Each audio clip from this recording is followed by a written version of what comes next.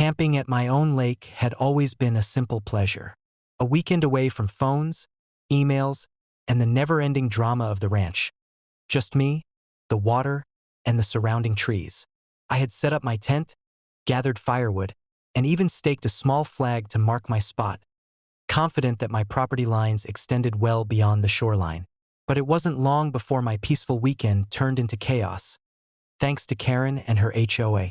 Late one afternoon, as I was preparing dinner over the campfire, I noticed headlights flashing in the distance. A vehicle approached the lake at an unusually fast speed, and I immediately recognized the occupants. Karen, clipboard in hand, accompanied by a couple of board members. She parked roughly, stormed out, and started shouting over the lake. "You're trespassing. This is HOA property. We've called the cops." I froze, dumbfounded. My own land, my own lake, and they were claiming I had no right to be here? "Karen," I said calmly, standing and waving my arms. "This is my property. I've owned this land for decades. You're the ones trespassing, not me." Her response was predictable. A tirade about community bylaws, lake access, and illegal camping. She had no idea, though, that I had been carefully monitoring the area for years. I had surveys, property deeds, and photographs that clearly marked the boundaries. Even better, I had maintained detailed records of every time HOA members wandered onto my lake or used my facilities without permission. This wasn't a simple property dispute.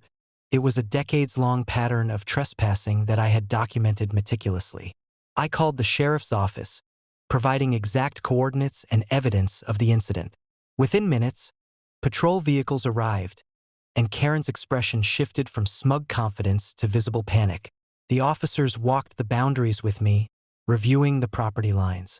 I pointed out the markers, shared the recorded footage, and showed the documents proving that not only was I legally camping on my own lake, but that Karen and the HOA had crossed onto my property multiple times over the years without permission.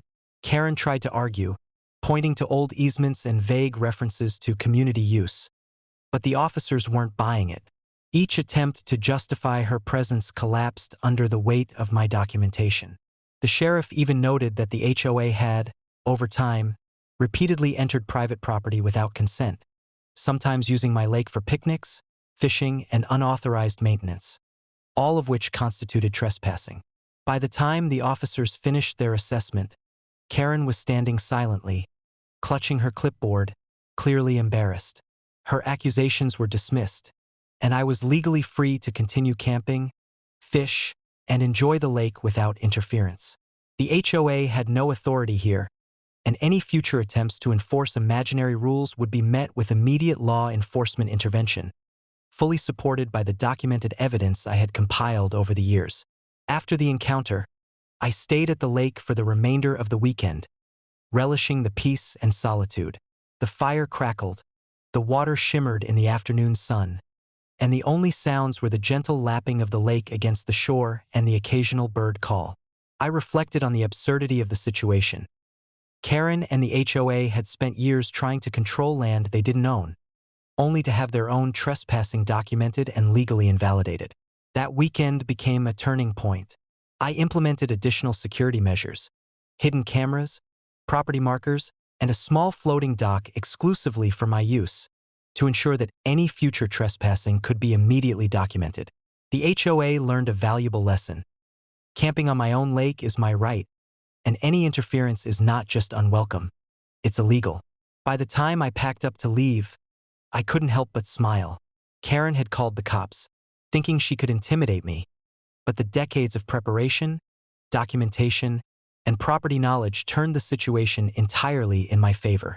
My lake, my land, my rules, and the HOA's trespassing antics had finally been exposed for what they were. A long-running pattern of overreach, now thoroughly and publicly defeated.